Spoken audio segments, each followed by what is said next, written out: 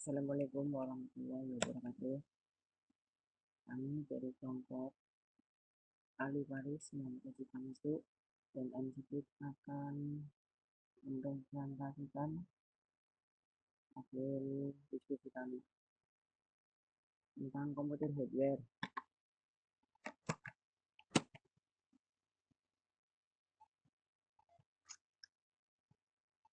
Komputer hardware adalah sebuah mesin yang dapat diprogram untuk menerima data input, memprosesnya untuk menghasilkan informasi output, dan kemudian menyimpannya ke media penyimpanan secondary storage. Ini merupakan gambar dari sistem operasi komputer.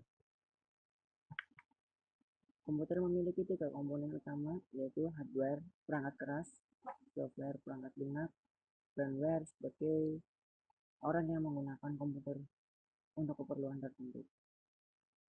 Bahwa ini adalah contoh dari komponen komputer. Komponen dasar komputer yang pertama, motherboard adalah papan sirkuit yang ditempeli dengan CPU, memori utama, video card, RAM, serta berbagai komponen lain yang mendukung kinerja suatu komputer. Ini gambar dari motherboard. Ini merupakan gambar dari motherboard. CPU, Central Processing Unit, menunjukkan kebagian dari komputer yang memahami dan melaksanakan instruksi dan data yang terdapat dalam perangkat lunak. Istilah yang lebih umum, prosesor, kadangkala digunakan untuk menunjukkan ke CPU. Mikroprosesor adalah CPU yang diproduksi dalam sirkuit terpadu, seringkali dalam sebuah paket chip tunggal. Sejak pertengahan 1970-an, mikroprosesor chip tunggal ini telah menjadi umum dan penting dalam implementasi CPU. Casing, bentuknya bermacam-macam, yaitu tempat untuk meletakkan semua komponen atau perangkat keras komputer. Ini merupakan contoh dari casing komputer.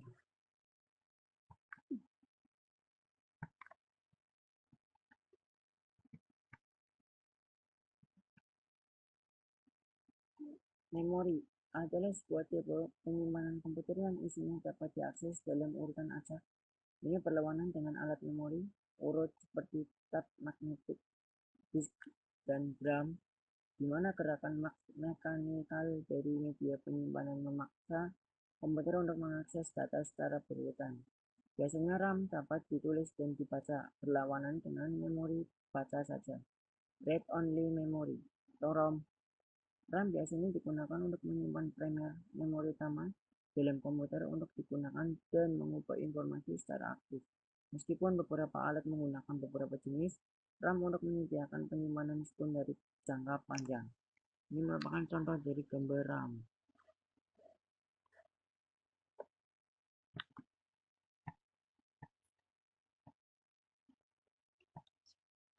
Tipe memori.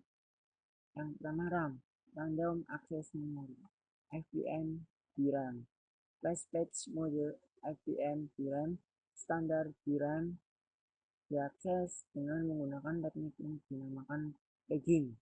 Akses memori secara normal membutuhkan kolom dan baris yang dipilih di mana membutuhkan waktu. Pegging membuat akses memori menjadi lebih cepat dengan cara memberikan alamat baris secara tab dan hanya menggunakan kolom. Memori yang menggunakan teknik ini dinamakan page mode atau fast page mode memory. Variasi lain dari FPM RAM adalah statis kolom atau nibble mode memory.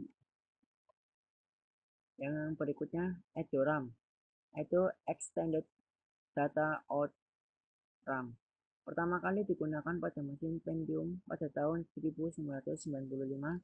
EDORAM adalah hasil modifikasi dari FPM RAM. EDO ditemukan dan dipatenkan oleh Micron Technology.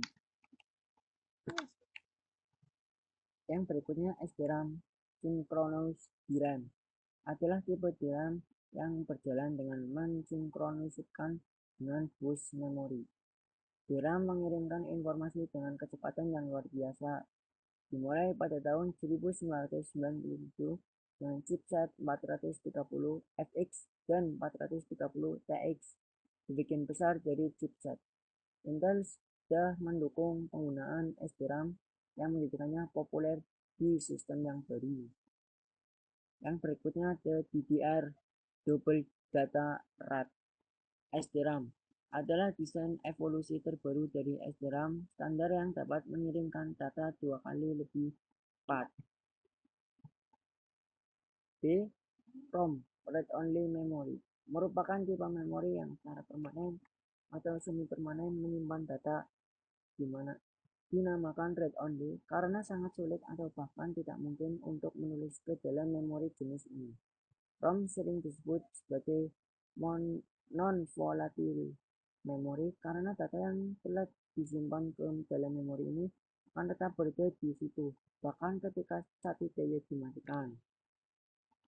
ROM memiliki 4 program utama, yaitu POS on Save Power, kumpulan dari perintah untuk mengetes semua komponen sistem berjalan sebagaimana mestinya. Yang kedua, CMOS Setup, aplikasi yang mengizinkan pengguna untuk mengeset konfigurasi sistem, option, setting, keamanan, dan preference. Bootstrap Loader, fungsi yang pertama kali melakukan scan terhadap floppy drive dan hard disk untuk mencari sistem operasi untuk dijalankan. BIOS Basic Input Output System, kumpulan dari driver yang didesain untuk melakukan pengaturan terutama perangkat keras yang dijalankan selama proses boot. Monitor merupakan sebuah output device, yaitu untuk menampilkan data atau informasi ke layar. Berikut contoh dari gambar monitor. Hard disk, hard drive, merujuk kepada sebuah komponen yang digunakan untuk menyimpan data yang terpasang di dalam komputer dan dapat menyimpan data dengan lebih banyak dibandingkan dengan penyimpanan data portable seperti disket, CD-ROM, atau kaset. Data-data dalam hard disk disimpan di permukaan magnetis yang berputar.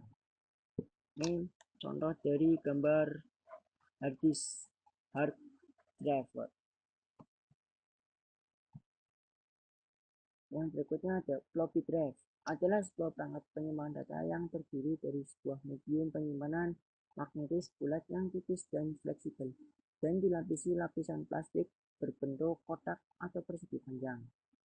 Disket dibaca dan ditulis menggunakan floppy disk drive yang terletak di CPU. Kapasitas disket yang paling umum adalah 1,44 MB, seperti yang tertera pada disket, meski kapasitas sebenarnya adalah sekitar 1,41 MB.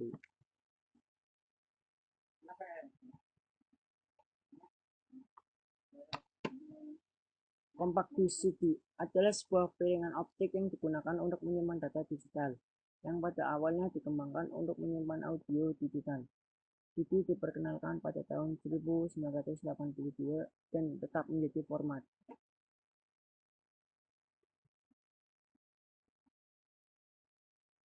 Standar pemutaran rekaman audio komersial pertengahan 2006, sebuah CD audio mengandung satu atau lebih track stereo yang disimpan dengan puding 16 bit PCM pada rasio sampling 44,1 kHz. CD standar memiliki diameter 120 mm atau 80 mm. Piringan 120 mm dapat menampung sekitar 80 menit audio. Piringan 80 mm yang kadang digunakan untuk CD single menampung sekitar 20 menit audio.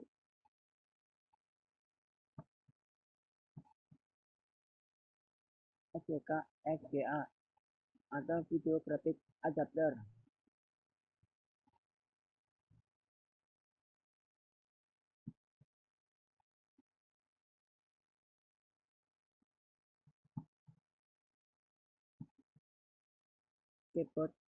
Keyboard atau papan ketik adalah peralatan magnetik yang digunakan untuk menginput, memasukkan teks, dan juga untuk mengontrol pengoperasian komputer.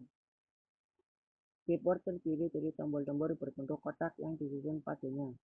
Tombol-tombol tersebut mempunyai huruf atau simbol yang cetak di atasnya, yang menunjukkan huruf atau simbol yang akan ditampilkannya di monitor bila ditekan. Selain itu, bila kita menggabungkan dua tombol dengan menekan bersamaan, kita kadang akan mendapatkan fungsi atau input khusus. Ada berbagai jenis tata letak tombol-tombol pada keyboard, namun yang paling populer digunakan adalah tata letak QWERTY, yang sebenarnya merupakan tata letak mesin ketik yang paling populer. Berikut contoh dari gambar keyboard.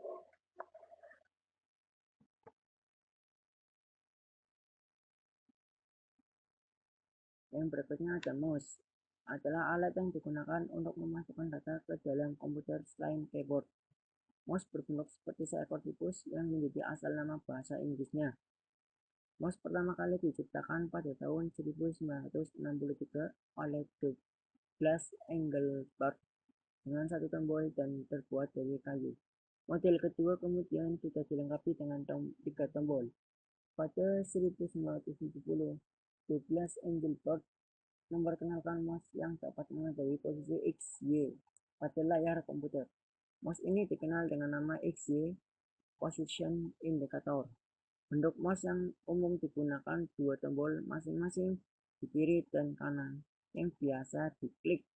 Meskipun begitu, komputer-komputer Macintosh umumnya menggunakan mouse satu tombol.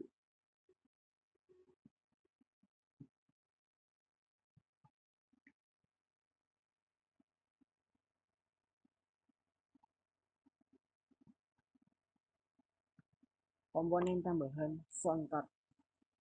Kartu suara adalah suatu perangkat keras komputer yang digunakan untuk mengeluarkan suara. Pada awalnya, sound card hanyalah sebagai pelengkap dari komputer, namun sekarang sound card adalah perangkat wajib di setiap komputer. Yang kedua adalah LAN card. LAN card adalah alat yang digunakan untuk menyambung dua lebih komputer atau lebih dengan menggunakan media transmisi seperti kabel, inframerah, dan lain sebagainya. Berikut contoh gambar dari LAN card.